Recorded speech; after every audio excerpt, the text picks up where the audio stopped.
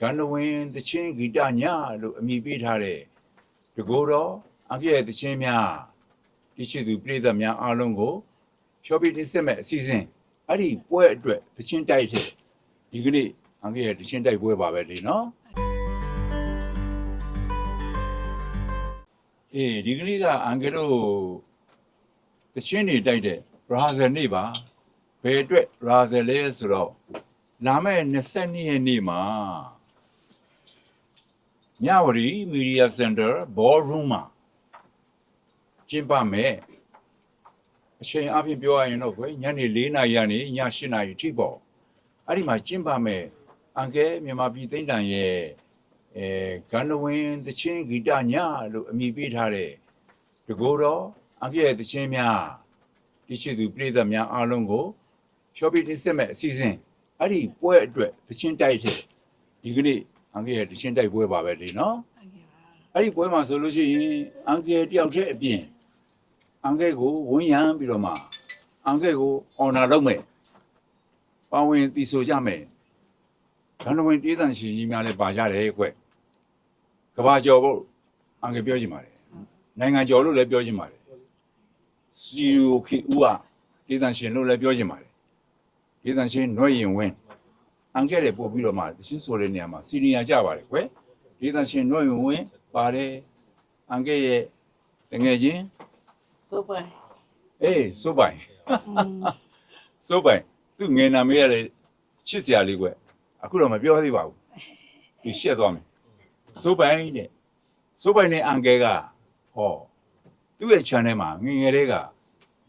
တယောက်ဂီတာတစ်လုံးစီတီးပြီးတော့မှ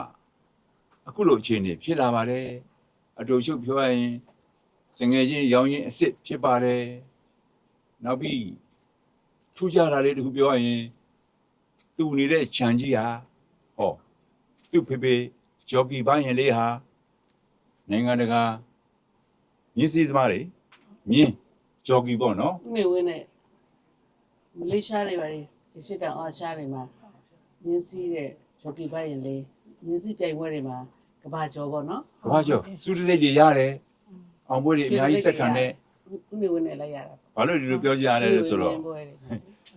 စိုးပိုင်ရလဲအခုနံပါတ်1ပြည်သန့်ရှင်ကြီးအတန်းကလည်းအောင်မြင်နေတော့မယ်ကျမ်းမာနေတော့မယ်အန်ကဲကလည်းကျမ်းမာချမ်းသာစွာနဲ့နံပါတ်1ဆိုတော့ပြည်သန့်ရှင်ကြီးအတန်းလည်းကျမ်းမာနေတော့မယ်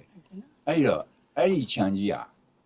အောင်မြေလို့အန်ကဲကတင်စားပြောဆိုခြင်းတဲ့အတွက်ဒီလိုmention လုပ်ပြီးတော့မှပြောခြင်းဖြစ်ပါတယ်အဲ့တော့စိုးပိုင်ငယ်တငယ်ရင်းနဲ့အန်ကင်နဲ့ဒီပွဲကြီးမှာအတူတူကကြုံရမယ်စုံရမယ်အတူတူသူ့ရဲ့အောင်မြေကနေထွက်လာခဲ့တဲ့အန်ကင်တို့နှစ်ယောက်ဟာပြည့်စုံသူပြည်သက်များကိုဂျုံတော့ယုံခဲ့ပေါင်းပြီးတော့မှအခန့်ဖျော်ပြီးတင်ဆက်မယ်ဟောသူပါတယ်ပြီးတော့အန်ကင်စန္ဒယာမျိုးနိုင် yes စန္ဒယာဆရာမျိုးနိုင်နော်သူကစန္ဒယာဆရာတူဖြစ်လူငယ်တွေကိုလည်းစန္ဒယာတွေသင်ပေးတယ်သူကိုယ်တိုင်ဆိုရတိတယ်သူအဆိုတော်ကောင်းတယ်သူတချင်းဆိုလိုက်ရင်အန်ကယ်နဲ့လည်းတချင်းလေးတွေအလားတူဖြစ်နေတယ်သူဒူရီယာလူလင်းဆိုတယ်အန်ကယ်လည်းဒူရီယာလူလင်းဆိုတယ်သူခေအောင်တချင်းနေဆိုတယ်ဦးအောင်ကြီးလို့ဦးဝင်းဦးလို့ဒီလိုချင်းမျိုးလေးသူဆိုတယ်အဲ့ဒီကမှသိကောင်းတယ်သူကအဲ့လိုဆိုလိုက်ရင်အန်ကယ်ကလိုက်ဆိုရမှာတော့နည်းနည်းလေးအန်ကယ်လန့်တယ်ဘာဖြစ်လို့ဆိုသူကအဆိုကောင်းတာအဲ့ဒီအတီးကောင်းအဆိုကောင်းကိုပရိသတ်အားလုံးကိုဒီပွဲကြီးမှာပြပြအန်ကဲကတင်ပြခြင်းတယ်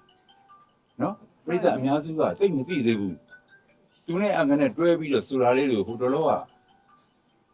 အန်ကဲတို့ Facebook မှာတင်ဘူးတယ်ပရိသတ်ကနှစ်သက်တာကိုသတိထားမိတယ်အများကြီးတက်လားအဲ့တော့ဒီပွဲကြီးမှာအန်ကဲကသူ့ကိုဖိတ်ခေါ်တယ်ဆိုတော့ तू ကပါဝင်တော့စိုးမတိမယ်ပြောပပေါ့နော်အဲ့ဒီတော့စန္ဒယာတစ်လုံးနဲ့ तू ကတီးမယ်တို့ပေမဲ့ဘာကျဲ drum ကပါဝင်တီးပေးမယ်ဂျင်ပီ bass ကလိုက်ပေးမယ်အဲ့တော့ trio ပေါ့နော်အဲ့တော့နှွှဲရင်ဝင်းပါတယ်စိုးပိုင်ပါတယ်စန္ဒယာမျိုးနိုင်ပါပြီဟောအန်ကဲရဲ့သားတပီးလေးပေါ့နော်ဒီလိုပြောရတာတင်စားပြီးပြောတာသူကသူ့အရေးချင်းနဲ့သူအောင်မြင်ပြီးသားပါမြန်မာ idol ကဝင်တာလေးဖြိုးမြအောင်ဟ ပါလာပြီဖြိုးမြအောင်ကလည်းအန်ကဲကိုအော်နာလုပ်တယ်နေနဲ့ဂုံပြည့်တဲ့နေနဲ့ပါဝင်ပြစေဆိုပြီးတော့မှအန်ကဲကလည်းသူ့ကိုကျေးဇူးတင်တော်နဲ့ဒီပွဲမှာထဲသွင်းပါတယ်သူကလည်းသူ့ရဲ့တီးဝိုင်းဒိုရုံးဘယ်နဲ့ဆိုမဲ့နော်သူ့ရဲ့ rock တခြင်းလေးတွေဆိုမဲ့ပြီးတော့အန်ကဲရဲ့ ချင်းလဲဆိုမယ် တခြင်းတစ်ပုတ်ကိုအန်ကဲရဲ့ platinum hit song တစ်ပုတ်ကိုသူသိစိတ်ဝင်စားတယ်အဲ့ဒါလေးကိုခွင်းတောင်းတယ်အဲ့တော့အန်ကဲကလည်းအဲ့ချင်းကိုအန်ကဲကိုယ်တိုင်သိဆိုချင်တာ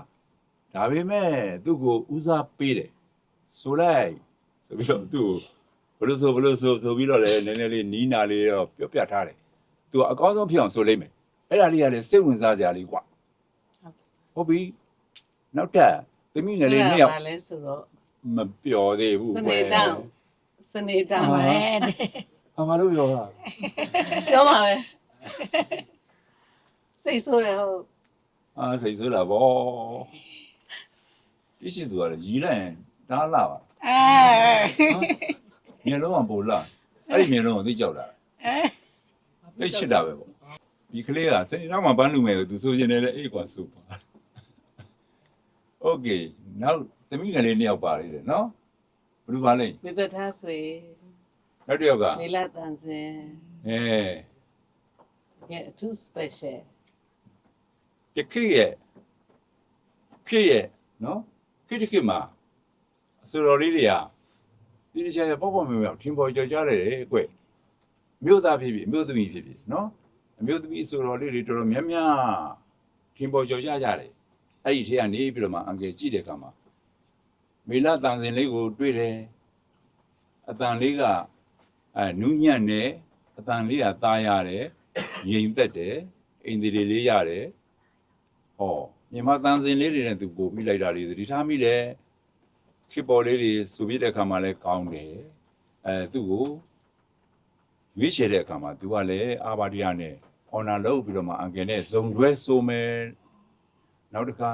အန်ကယ်ရဲ့တခြင်းကိုပဲသူအော်နာလုပ်တဲ့အနေနဲ့ဆိုမယ်သူတို့ရဲ့ကိုယ်ပိုင်တခြင်းလေးတွေကိုခဏသိမ်းထားမယ်နောက်တစ်ယောက်ဝေတထားဆိုရလဲပဲအဲ့ဒီလိုပဲ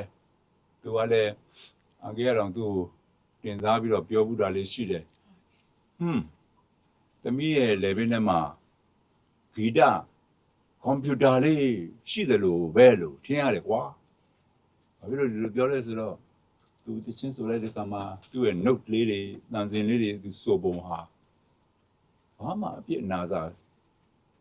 ဇိုးစည်းမြရှာလို့အကေမတွေ့ဘူးကွအတော်လေးကိုထူးခြားတဲ့သူလေးတယောက်ပါတိလားဟုတ်ကဲ့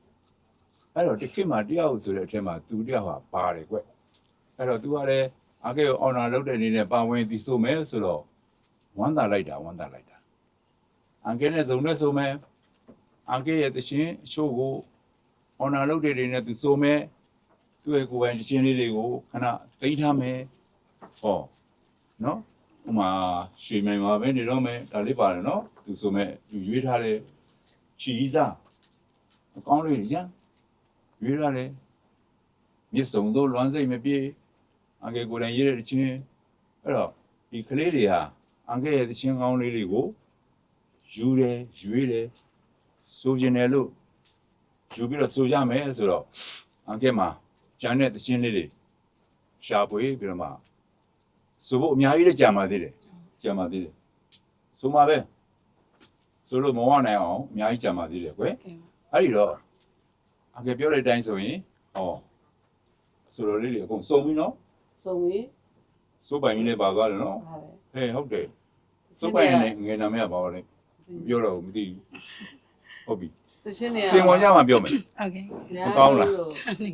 ဘုတ်60လောက်ဖြစ်သွားတယ်ဟုတ်ကဲ့အကဲတခြင်းတွေကလည်းအဲ့ထက်အများပုံများတဲ့တပည့်အကုန်လုံးညရွေးလိုက်တဲ့အခါမှာအဲ့လောက်ရောက်သွားတာပေါ့နော်ပြောရတာအင်မတန်မှကြည်နူးပါတယ်ဝမ်းသာပါတယ်ကျေးဇူးလည်းအထူးတင်ပါတယ်ကွယ်စားလို့သမီးတို့မီဒီယာမောင်ဝင်များမိသားစုများအားလုံးကိုယ်စိတ်နှပြကျမ်းမှချမ်းသာကြပါစေနော်လူဝင်ဆန္ဒများပြည့်စုံပါစေစားရဖို့အောင်မြင်ကြပါစေလို့လည်းဆုတောင်းပါတယ်ပြည်သားများပြည်သားများရောဒီပြည်လုံးမှာရှိတဲ့တိုင်းသူပြည်သားများရောနိုင်ငံခြားမှာရောက်နေတဲ့ဗမာလူမျိုးတွေရောအားလုံးကျမ်းမှချမ်းသာကြပါစေဘုန်းကြီးသက်ရှိကြပါစေဆုတောင်းမေတ္တာပို့သပါတယ်ရှင်